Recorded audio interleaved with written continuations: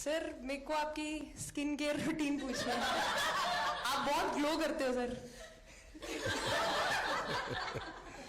मैंने बोला तभी वो तो मेरे जितने काले थे, इतने गोरे कैसे हो गए वो। નમસ્કાર, વિશેષ ન્યૂઝમાં હું દિનેશ સિંધવ તમારું સ્વાગત કરું છું. જે લોકો ક્રિકેટ જગત સાથે જોડાયેલા છે ને જે રાજકીય જગત સાથે એટલે કે રાજનીતિના જગત સાથે જોડાયેલા છે એ લોકોને મજા આવશે. ભારતીય મહિલા ક્રિકેટ ટીમની વાત કરીએ તો જે રીતે ઐતિહાસિક જીત મેળવી છે, તેમને ફાઇનલમાં જીત મેળવી અને વર્લ્ડ કપ જીત્યો છે. એ વર્લ્ડ કપ જીત્યા પછી તેઓ નરેન્દ્ર મોદી સાથે 5મી તારીખે એક બેઠક કરે છે, નરેન્દ્ર મોદીને મળે છે, ખુશીઓની વાતો થાય છે, નરેન્દ્ર મોદી સાથે ચર્ચા થાય છે, નરેન્દ્ર મોદી તેમને આશીર્વાદ આપે છે, શુભકામનાઓ આપે છે, સંવાદ પણ થાય છે. નરેન્દ્ર મોદી સાથે સંવાદ વખતે હરલીન નામના જે પ્લેયર છે, મહિલા ક્રિકેટર, એમને સવાલ કર્યો કે સર તમારો જે ચહેરો છે ને એ ખૂબ ચમકે છે, તો એનું રૂટીન શું છે? એટલે એમને કહ્યું કે તમારા ફેસનો જે ગ્લો છે એનું રૂટીન અમારે સમજવું છે. એવું તમે શું કરો છો કે તમારા ચહેરા ઉપર આ ચમક છે? सर मेरे को आपकी स्किन केयर रूटीन पूछना है। आप बहुत ग्लो करते हो सर। ત્યારે નરેન્દ્રભાઈ મોદી એમની એક સ્ટાઇલમાં હસતા હસતા જવાબ આપવાનું ટાળે છે, પણ જવાબમાં એમને એવું કહ્યું કે મને ખબર નથી, એના ઉપર મેં ધ્યાન આપ્યું નથી. તો બીજા જે મહિલા પ્લેયર છે એમને કહ્યું કે તમને આખા દેશના આશીર્વાદ મળી રહ્યા છે. તો નરેન્દ્રભાઈ કહ્યું કે બિલકુલ સાચી વાત છે કે 2 દાયકાથી વધારે હું એક વડા તરીકે સત્તામાં રહીને કામ કરી રહ્યો છું. એ ગુજરાતના મુખ્યમંત્રી તરીકે પણ હોઈ શકે ને દેશના વડાપ્રધાન તરીકે પણ હોઈ શકે. તો એક વડા તરીકે જ્યારે હું સતત કાર્યરત છું, જનકલ્યાણ માટે કાર્યરત છું, છેલ્લો જે માણસ છે, છેવાડાનો જે માણસ છે એના માટે કાર્યરત છું, એ કદાચ મને આશીર્વાદ મળતા હશે ને એનું આ પરિણામ હશે. इस विषय पर ज्यादा ध्यान नहीं गया था. सर ये करोड़ों देशवासियों का प्यार है आपका।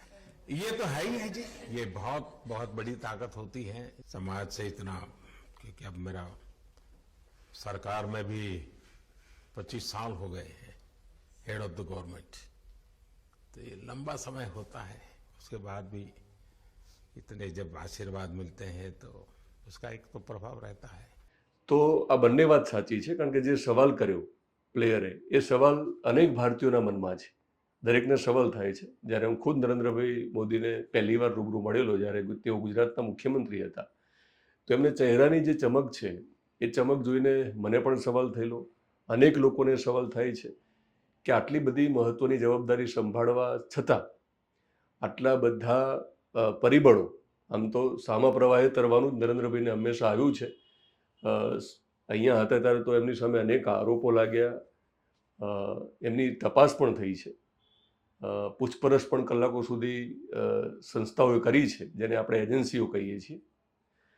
તો અનેક આરોપો છતાં, અનેક પડકારોની વચ્ચે ચૂંટણીઓ જીતવી, સતત જીતવી, જે વિજયરથ છે વિજયરથ બિલકુલ ન અટકે એ પ્રમાણે આગળ વધવું, રાજનીતિમાં ભોળ પણ ચાલે નહીં એટલે રાજનીતિ પણ કરી લેવી, એ બધું જ કરતાં કરતાં એવું તો નરેન્દ્રભાઈ શું કરે છે કે જેને લઈને એમનો ચહેરો જે છે એ સતત ચમકે છે.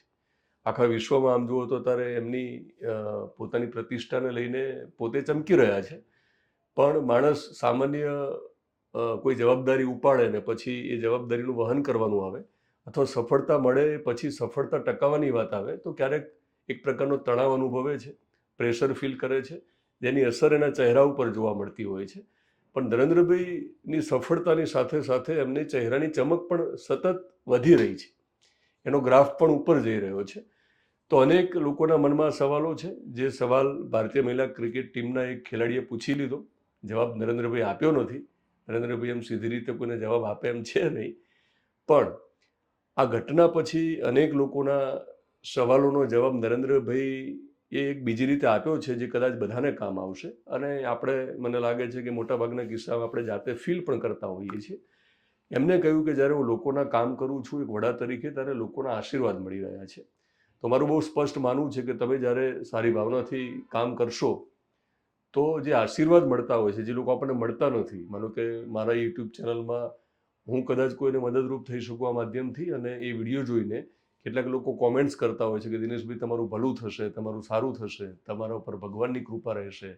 કોઈ રૂબરૂ મળી જાય તો કે દિનેશભાઈ તમે સરસ કામ કરો છો, ભગવાન તમારા ઉપર આશીર્વાદ સતત વરસાવશે. તો મેં તો અનુભવ્યું છે મારા જીવનમાં છેલ્લે જે કંઈ ઘટનાક્રમો હમણાં નજીકના ભૂતકાળમાં ઘટ્યા છે તો એમાં ભગવાનની કૃપા મને સ્પષ્ટ દેખાય છે, એટલા માટે કે જે આશીર્વાદ છે એ દૂરથી પણ મળી રહ્યા છે. તો નરેન્દ્રભાઈને જે લોકો નથી મળી શકતા એ કદાચ ઘણા બધા ભારતીયોના એમને આશીર્વાદ મળી રહ્યા છે. અને એક કારણ એ પણ હોઈ શકે કે એમનો ચહેરો આટલો ગ્લો મારે, ચમક એમના ચહેરા ઉપર જોવા મળે છે. નરેન્દ્રભાઈના વિરોધીઓને લાગતું હશે કે તમે આટલી બધી એમની સ્તુતિ કેમ કરો છો. હું બિલકુલ સ્તુતિ કરતો નથી. એક નાગરિક તરીકે જો ધ્યાન દોરવાનું હોય તો એ પણ હું દોરતો હોઉં છું. પણ નરેન્દ્રભાઈની આ વાત મને પસંદ આવી છે કે મને આશીર્વાદ મળ્યા છે. અને હું બહુ સ્પષ્ટ માનું છું કે આશીર્વાદ કોઈ પણ ખૂણેથી મળી શકે માણસને. જ્યારે આશીર્વાદ મળે તો એનું કામ પણ થતું હોય છે. મને લાગે છે કે જ્યારે અમિતાભ બચ્ચન દીવાર ફિલ્મમાં જ્યારે ઈજાગ્રસ્ત થાય છે, હોસ્પિટલમાં મરણ પથારી હતા, ત્યારે લોકોને લાગતું હતું કે કદાચ એમનું જીવવું અઘરું છે. ડૉક્ટરોને પણ એક સમય લાગ્યું હતું, પણ એ જીવી ગયા. તો હું પણ એ ઘટનાને જુદી રીતે જોઈ રહ્યો છું કે અમિતાભ બચ્ચનના આટલા બધા ચાહકો હોય આખા દેશમાં, એ જે તે ઘરમાંથી જે તે ખૂણે પ્રાર્થના કરતા હશે કે અમિતાભ બચ્ચનને કશું ન થવું જોઈએ. તો મને લાગે છે કે કુદરત આ પ્રાર્થના સાંભળતી હશે, દુઆ સાંભળતી હશે, અને આશીર્વાદ મળે તો નરેન્દ્ર મોદીનો ચહેરો ચમકી જાય અને અમિતાભ બચ્ચનને આવરદા મળે એ પણ શક્ય છે. આમાં શ્રદ્ધાનો વિષય છે નહીં. તો મને આ સવાલ પણ ગમ્યો છે અને આ જવાબ નરેન્દ્રભાઈનો મળ્યો એ પણ ગમ્યો છે. પણ નરેન્દ્રભાઈએ ભલે ખુલ્લીને ન કીધું હોય કે એમનો ચહેરો શા માટે ચમકે છે. આમ તો બધાને ખ્યાલ છે કે યોગા કરે છે, એમની દિનચર્યા પણ સરસ છે, તેઓ કસરત કરતા હોય છે. પણ અલ્પેશ ઠાકોર મને યાદ આવે છે. અલ્પેશ ઠાકોર જ્યારે ગુજરાતમાં ઠાકોર સેનાના પ્રમુખ હતા અને નરેન્દ્ર મોદી સામે જ કહી સમતો, કારણ કે નરેન્દ્ર મોદી જે પક્ષના વડા છે અત્યારે, હોદ્દાની રીતે નહીં પણ એમના પ્રભાવની રીતે, એ ભાજપ પક્ષની જે સરકાર હતી ગુજરાતમાં, ત્યારે તેઓ આંદોલન ચલાવે છે, સરકાર સામે આંદોલન ચલાવે છે, સરકારને ખૂબ તકલીફ પણ પડે છે. એ પછી પાટીદાર અનામત આંદોલન પણ સમાંતર ચાલે છે, ત્યારે એ પણ તકલીફ સરકારે ભોગવવી પડે છે. તો અલ્પેશ ઠાકોરના કારણે ઘણી બધી તકલીફ આ સરકાર વેઠે છે.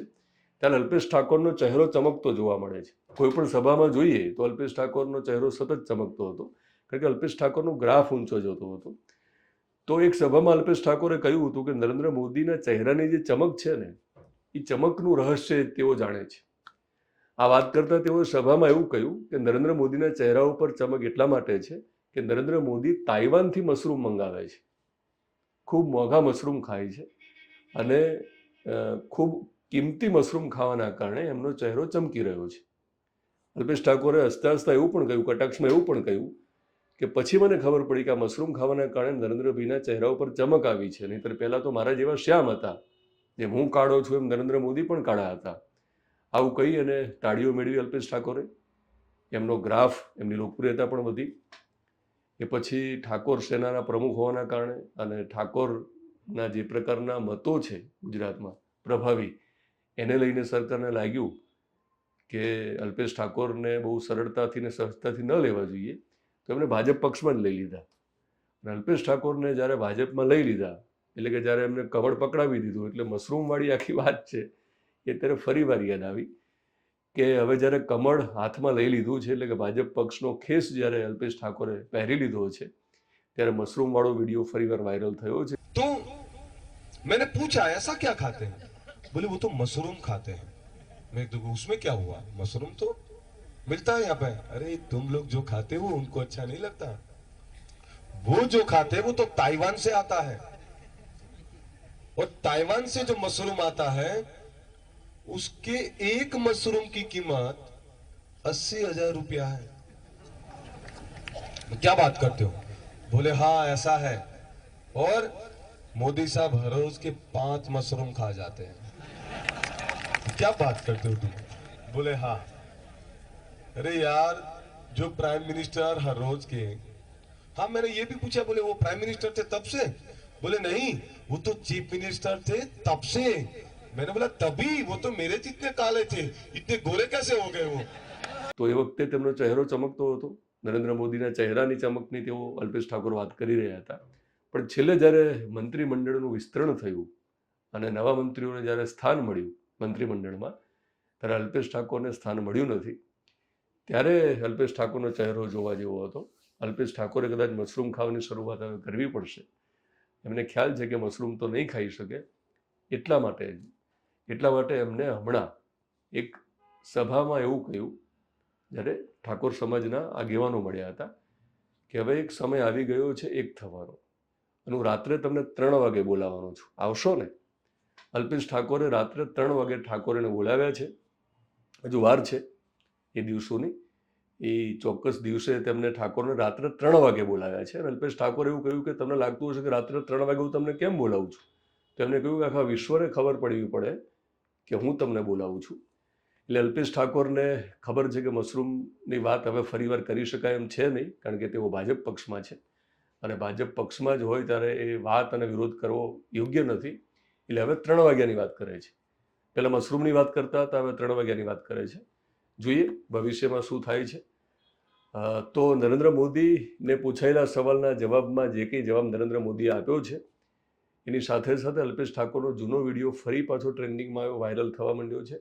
કારણ કે ભૂતકાળ આપણો પીછો છોડતો નથી, અને ભૂતકાળ હંમેશા આપણી સાથે, આપણી જોડે પડછાયાની જેમ ચાલતો હોય છે. એટલે અલ્પેશ ઠાકોરની જ્યારે વાત આવશે ત્યારે હંમેશા આ નરેન્દ્ર મોદી અને મશરૂમની વાત આવવાની છે. તો અલ્પેશભાઈ, તમારો ચહેરો ફરીવાર ચમકે અને તમે ગુજરાતની રાજનીતિમાં ચમકો, એના માટે તમે મશરૂમ ખાવાના છો કે નહીં, અથવા તો તમે શું કરવાના છો, એવા મારે તમને સવાલો કરવા છે. આપણે રૂબરૂ મળીશું, એક સરસ પોડકાસ્ટ કરીશું.